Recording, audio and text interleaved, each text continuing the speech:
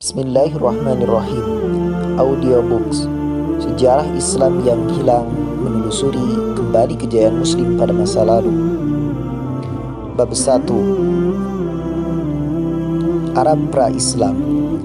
Dataran Hijaz yang bergunung dan kering bukanlah lingkungan yang memberikan kehidupan yang cukup.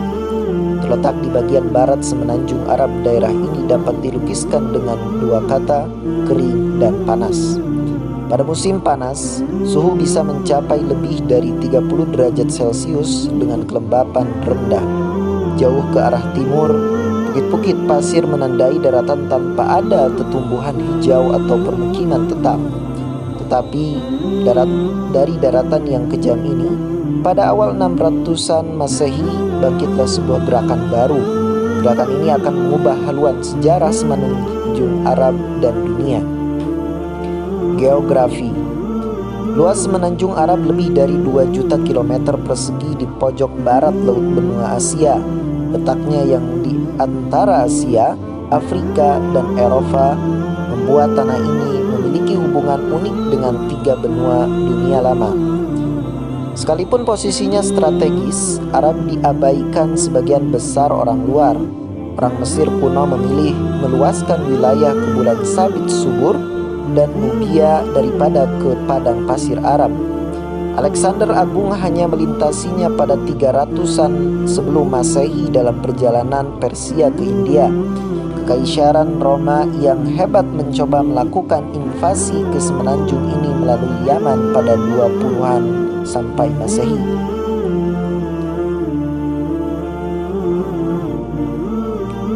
Tetapi mereka tak mampu beradaptasi dengan kerasnya daratan ini sehingga gagal menguasainya. Hampir tak ada yang bisa menyalahkan orang luar bila mengabaikan semenanjung Arab. Iklim keringnya sangat tidak ramah, bahkan bagi para suku nomaden yang tinggal di sana. Angin muson membawa hujan musiman ke pantai selatan semenanjung pada musim gugur. Tetapi hujan ini tertahan oleh daratan yang naik hingga tak pernah bisa sampai ke Gunung Arab. Akibatnya, sebagian besar semenanjung tetap kering sepanjang tahun. Palung kering yang disebut wadis memanjang sepanjang daratan, tetapi hampir tak bisa dikenali sebagai sungai.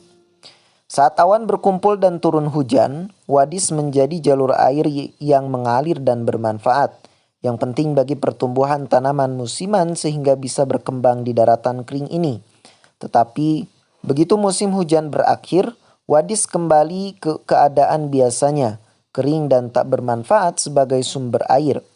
Yang lebih bisa diandalkan adalah oasis, daerah subur kecil yang dikelilingi gurun yang sangat luas.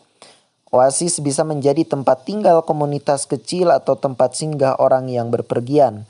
Tetapi oasis jarang bisa menunjang masyarakat maju dan besar. Suku Arab. Kebudayaan cenderung dibentuk oleh lingkungan tempatnya berkembang, tidak terkecuali kebudayaan Arab. Segala hal yang tentang kehidupan orang Arab didasarkan pada lingkungan keras tanpa tempat ia tinggal. Karena ketidakmampuan gurun mendukung kebudayaan bermukim, orang Arab terus-menerus berpindah untuk mencari daerah subur bagi kelompoknya. Salah satu teori etimologis sebutan Arab bahkan mendasar bahwa kata itu sendiri berakar dari istilah bahasa Semit yang berarti berkelana atau nomaden. Orang Arab akan menghabiskan musim panas di sekitar oasis atau sumur manapun yang dapat diandalkan tahun demi tahun, sambil berusaha menjaga bahan makanan dan persediaan air dengan hidup sehemat mungkin. Setelah melewati musim panas, mereka akan migrasi ke selatan dekat Yaman, tempat turunnya hujan pada musim semi dan tanah subur untuk ternak mereka. Tumbuhan itu menyediakan cukup makanan bagi kawanan domba, kambing, dan unta untuk hidup sepanjang musim dingin. Saat orang-orang mendirikan tenda dengan permukiman sementara, saat hujan berhenti dan musim kering mulai lagi pada musim semi, orang Arab kembali ke oasis dan sumur untuk musim panas berikutnya. Siklus keras ini menjadi norma bagi suku Arab nomaden sejak lama sekali dan tetap dijalani orang Arab Baduy yang masih hidup di padang pasir Arab. Padang pasir bukanlah tempat untuk sendirian. Dengan begitu banyaknya ancaman terhadap keberlangsungan hidup orang Arab, kerjasama komunitas sangatlah penting. Ketergantungan pada kerabat merupakan garis pertahanan pertama dalam melawan kelaparan dan panas yang terus-menerus mengancam keberlangsungan hidup. Keluarga diharapkan bisa berbagi bahan makanan serta tempat berteduh, dan konsep individualisme murni sangat tak disukai. Dalam masa Arab pra-Islam, kemarahan sangat penting sehingga tamu di rumah seorang Arab dijamin keamanan dan perlindungannya selama paling tiga hari. Bahkan sebelum ditanya mengapa ia datang ke sana, tradisi ini selanjutnya diperkuat oleh Nabi yang menyatakan seorang tamu berhak dijamu selama 3 hari. Keluarga dan sampai tingkat tertentu suku menjadi unit terpenting dalam masyarakat Arab. Sekelompok keluarga berpergian bersama-sama dan disebut kabilah atau klan.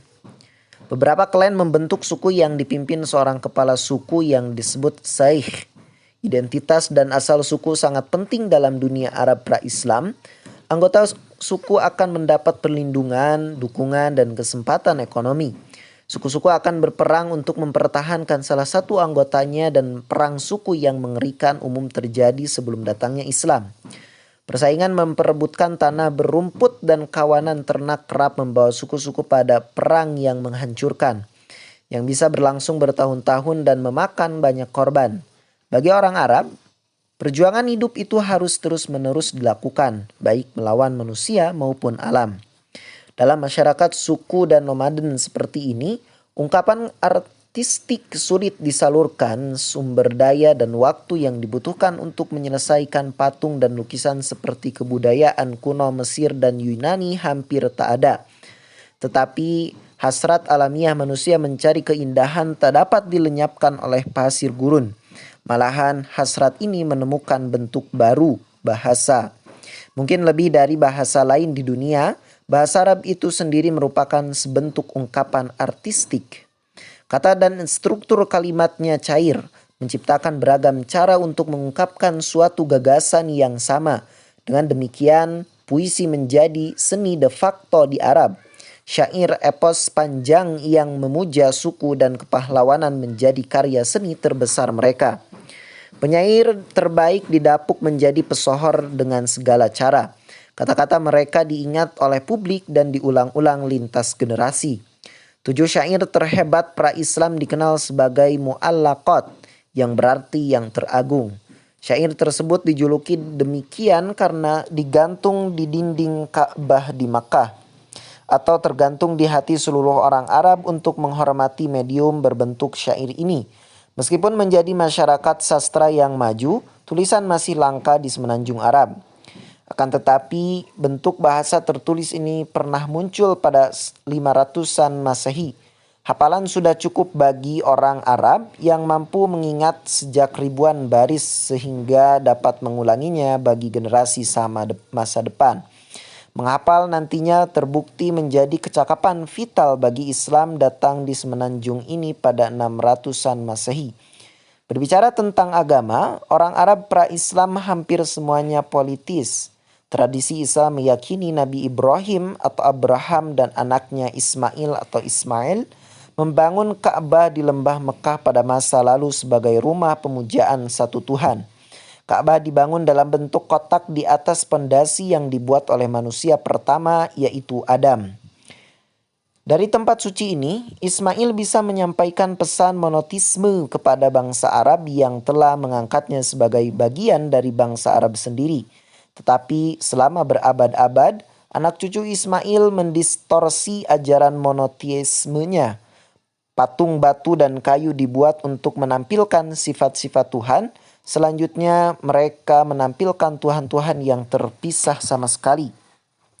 Menjelang kedatangan Nabi Muhammad, ada 360 Tuhan di Ka'bah.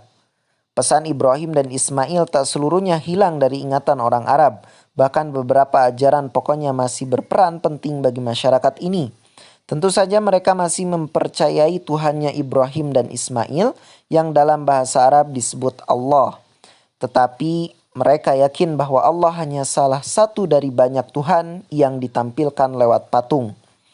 Sistem kepercayaan ini melenceng jauh dari monoteisme ketat yang diajarkan kedua nabi tersebut serta mencerminkan pengaruh agama Sumeria ke bagian utara. Masyarakat Kristen dan Yahudi yang terisolasi masih ada di dalam semenanjung Arab dan juga menghormati nabi-nabi tersebut.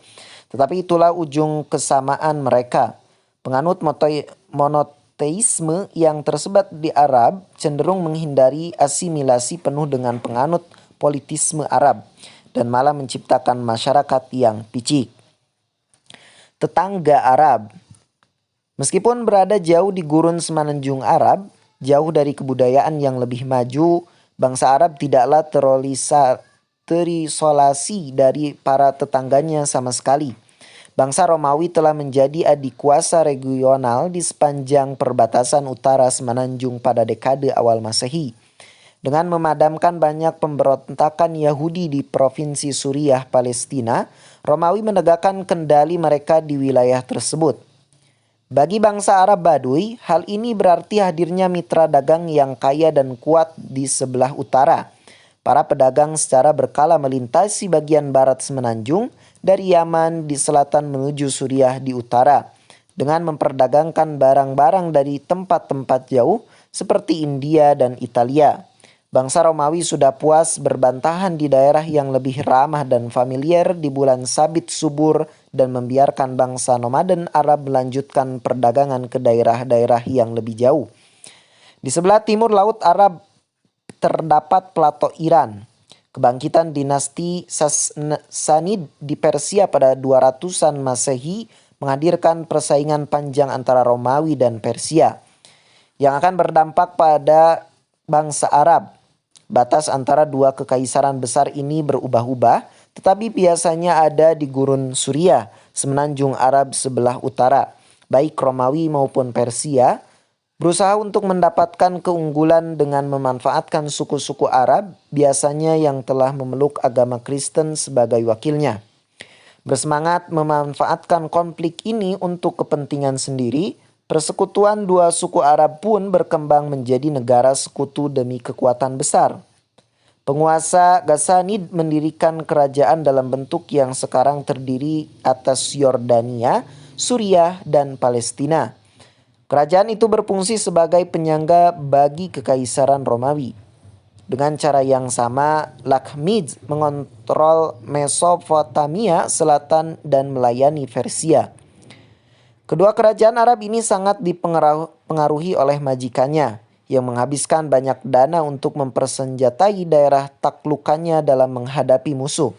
Tetapi peperangan yang terus-menerus terjadi secara perlahan melemahkan seluruh pihak. Menjelang awal 600-an, Romawi dan Persia kelelahan akibat perang berpuluh-puluh tahun dan bersembunyi di balik kekuatan militernya. Ghassanid dan Lakhmid juga merasakan tekanan perang karena mereka hanya pion dalam konflik berkepanjangan ini. Tetapi kebanyakan suku Arab menghindari konflik eksternal di antara kedua kekuatan imperial tersebut. Mereka lebih tertarik melanjutkan perdagangan yang menguntungkan dengan dua kekaisaran tersebut daripada membantu memutuskan pemenangnya.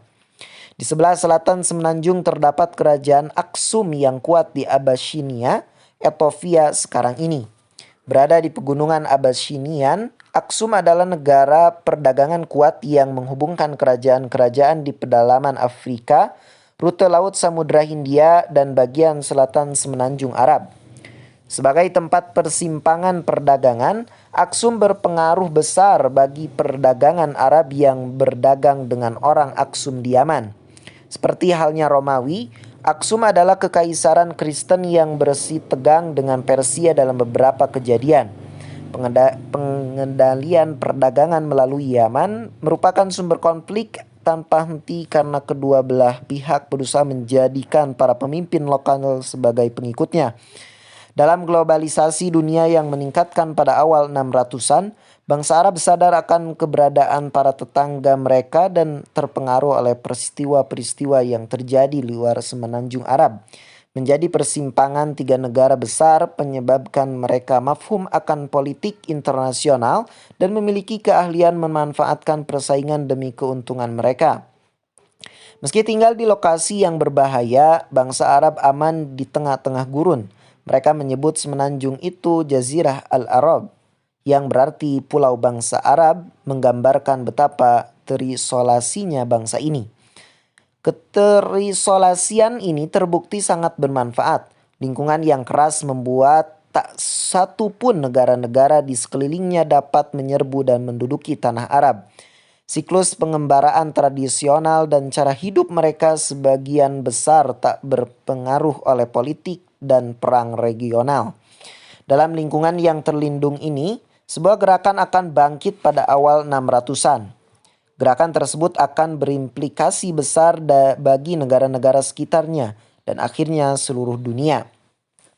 Gerakan ini akan mengubah nasib bangsa Arab selamanya dengan membangun dan memanfaatkan kemampuan uniknya serta membuang perilaku budaya negatif yang telah menjadikan mereka bangsa nomaden, pengembara, dan suka berperang. Fakta geografi, iklim, dan politik bersama-sama menghadirkan lingkungan sempurna tempat Islam lebih cepat tumbuh menjadi kekuatan dunia dibandingkan gerakan agama atau kekaisaran manapun di dunia. Kekuatan itu akan menyapu padang gurun Arab, memasuki Romawi dan Persia yang sudah babak belur, menaklukkan berbagai wilayah dan mengasimilasi beragam bangsa, serta menciptakan imperium yang membentang dari Spanyol sampai India pada awal 700-an terbesar di dunia saat itu. Pertumbuhan kekuasaan dan kebudayaan yang eksponensial belum terbayangkan oleh bangsa Arab pada awal 600-an. Mereka saat itu masih berjuang untuk bertahan hidup, tetapi semuanya dicapai karena kehadiran seseorang yang membawa pesan revolusioner dan janji bagi nasib baru bangsa Arab. Seorang yang sanggup melangkahi padang pasir, yaitu Muhammad.